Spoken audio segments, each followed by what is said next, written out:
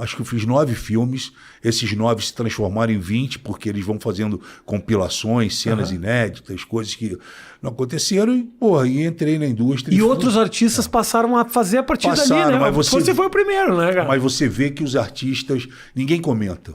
Só comenta do Alexandre Frota. Parece que eu sou o único ator que fiz filme pornô. Parece que eu passei por essa coisa, parece que eu nasci ali. Os caras tentaram uma narrativa de apagar o meu passado na TV Globo, as coisas que eu fiz, novelas e tudo que a gente já falou aqui. Isso te chateia, né? Frota? Não, isso não me chateia. Terem essa leitura? Não, isso não me chateia. Eu acho isso uma filha da putagem e acho uma hipocrisia e um preconceito fudido, porque, porra... Entendeu? Se falasse que eu sacaneei alguém, que eu puxei o tapete de alguém, que eu, sabe, eu fiz alguma coisa de errado, eu não fiz absolutamente nada de errado. Eu fiz um filme que é um segmento que lá fora tem até Oscar, irmão. Lá fora a indústria é gigantesca, entendeu? Principalmente a Alemanha, nos Estados Unidos. E você tinha noção de que poderia acontecer isso com a tua carreira quando você fez essa escolha? Não. Ou você achou que é um trabalho? Não, é um trabalho e não aconteceu nos primeiros anos. 2004, 2005, 2006, 2007, 2008. Depois, quando eu comecei continuei, quando eu voltei para a televisão e eu comecei a dar uma pincelada de que eu ia entrar na política, aí começou o bombardeio. Não, ator pornô, porque ator pornô, porque ator pornô. Primeiro veio da parte da esquerda. A esquerda que tem o diálogo, que temos que viver um país plural, temos que respeitar todas as diferenças, somos todos iguais, né? Enfim, a esquerda que tinha isso, a esquerda veio me massacrando, porque eu estava muito forte no radicalismo do bolsonarismo. Então eles vieram... Estava abraçado no saco do homem, vai. Exatamente. Aí a esquerda veio me massacrando com isso. Aí, quando eu me torno deputado federal, e eu sou o primeiro a abrir do Bolsonaro, e eu abri diálogo com a esquerda, aí foi o bolsonarismo que veio com o mesmo papo que a esquerda veio antes. Não, ator pornô, sabia, nunca foi conservador, não sei como que o Bolsonaro quis, do lado dele, não sei o que, coisa e tal. Então, assim, a gente mora num país que realmente as pessoas falam uma coisa, mas fazem outra, né? É um país moralista, hipócrita, e nós dois passamos por uma situação...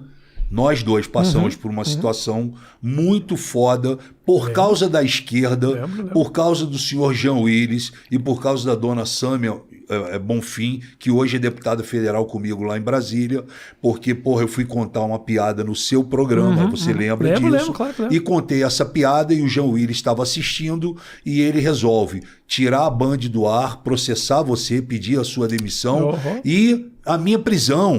Eu acho, sim, eu lembro Você disso. lembra desse Claro episódio? Que lembro, claro e esse que lembro, episódio marcou muito, porque durante muito tempo eu fiquei marcado como um estuprador. Ah, o Frota é estuprador. Ah, o Frota é estuprador. Dessa história? Por causa dessa história. Porque eles quiseram falar que, porra, aquela história fictícia que eu te contei, eles quiseram transformar numa história real. Mas posso te falar uma coisa? Eu acho que eu tenho uma cagada nisso aí, viu? Eu acho que tem uma cagada minha de não ter deixado claro que aquela história não era de verdade. Pois é, mas... Eu acho que... Uma cagada minha, talvez também sua na maneira de contar. Isso. Eu acho que a gente não deixou claro que aquilo era uma história do show. E eu, inclusive, fiz um meia-culpa depois disso. Eu lembro disso. E foi muito claro, dizendo assim, gente... Eu não trago o Frota aqui pra contar a história do Chapeuzinho Vermelho. Claro. O Frota tem as histórias dele. Claro. Mas foi cagada minha não ter explicado que essa história era uma história fictícia, que isso nunca tinha acontecido. Porque realmente a história era pesada. Mas ok, eu também conto um monte de história pesada. Eles transformaram isso numa narrativa que quase parecia verdadeira. Chegou um momento que eu fiquei até com medo do Gugu achar a Mãe de Santo e trazer a Mãe de Santo no programa dele e falar, olha, encontrei depois de tantos anos a Mãe de Santo. Se já achou os caras do PCC, não vai achar os caras da Mãe. Pois eu fiquei, juro por Deus, eu fiquei com medo disso. Eu cheguei a ter que ligar para a Associação, Federação Nacional da Religião Afro.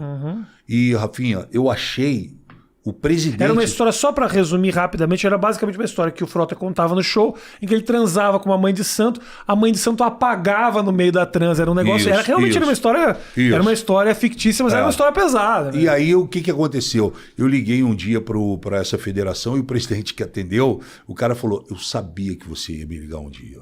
E aí eu expliquei toda a história para ele. Você acredita que eu fui me desculpar? Teve uma grande festa de todas as religiões afrodescendentes e eu fui das religiões afro e eu fui nessa coisa e fui pedir desculpa para os caras, fui pedir desculpa para as mães de santo, fui pedir desculpa para todos que gostam e que fazem parte dessa religião e explicar para os caras. E ali, Rafinha, estava nascendo talvez essa perseguição, esse patrulhamento de várias outras coisas, de várias outras pessoas que passaram por várias situações de você não poder falar alguma coisa, ser interpretado ou não ser interpretado, mas prepararem uma armadilha para você. E foi muito difícil para mim nesse sentido, porque foi muito tempo e a esquerda bateu muito nisso, até a hora que o Ministério Público me chamou e eu sentei com os promotores e expliquei toda a história, eles investigaram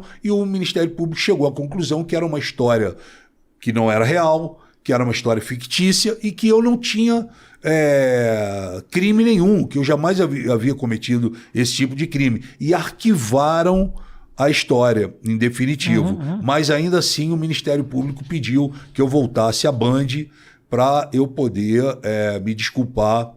Não voltei no seu programa, voltei em outro, que agora nem me lembro qual foi o programa que eu fui, para poder falar e me desculpar. A promotora falou, eu entendo que é fictícia a história, Frota, está mais do que provado, você não é estuprador, está tudo certo, mas como tudo que você fala reverbera muito, eu gostaria que você pegasse o tempo que você teve no Rafinha Bastos e fizesse num outro lugar. E fosse lá num outro programa e falasse pedisse desculpas, e eu fiz.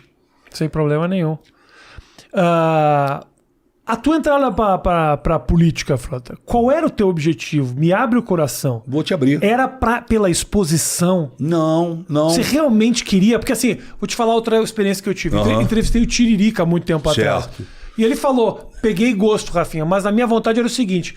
Tô saindo de um contrato de emissora, sei que esse negócio do horário político todo mundo vê, preciso de alguma exposição, entrei dessa forma. Hoje gosto, sinto que eu posso ajudar o país, mas a minha vontade basicamente era poder fechar um contrato mais lá na frente. Qual que era a tua vontade de entrar? A minha realmente, eu comecei a militar na rua contra o que vinha acontecendo no país, nos governos de esquerda. E eu fui numa manifestação e eu fiquei muito impressionado com toda aquela situação. Só que eu falei, cara, eu preciso estar dentro de algum movimento. E, não vou estar no Vem Pra Rua, porque não é a minha cara, não vou estar aqui, eu vou criar um movimento para mim. E criei um movimento chamado Movimento Contra a Corrupção. E como eu criei esse movimento? Eu conheci um cara que ele tinha já esse movimento adormecido.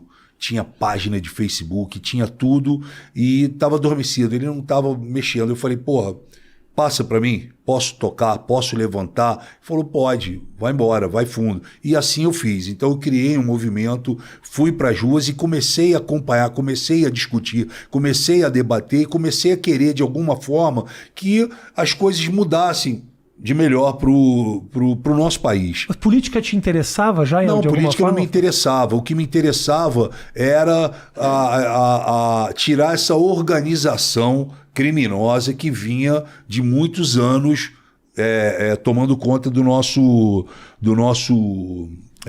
país. E eu achava que pelo passado que eu tinha, a maneira como eu sou um cara verdadeiro, sou um cara autêntico, sou um cara que peco até às vezes por falar muito e falar a verdade. Falei, cara, eu vou emburacar nessa e vou me tornar deputado federal e vou para Brasília para,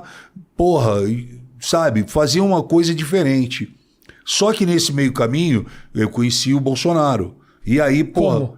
Ele foi fazer uma entrevista num programa que eu tinha, e aí, porra, nessa entrevista, depois da entrevista, ele falou, pô, por que eu tô vendo que você tá com um movimento contra a corrupção, você sabe que eu sou antipetista, não sei o quê, aquela coisa toda, vendeu aquela charola pra mim, eu me empolguei com aquilo, ele falou, porra, por que tu não vem pro mesmo partido que o meu, você vai se eleger, e não sei o quê, coisa e tal. Eu falei, cara, é um caminho, eu vou.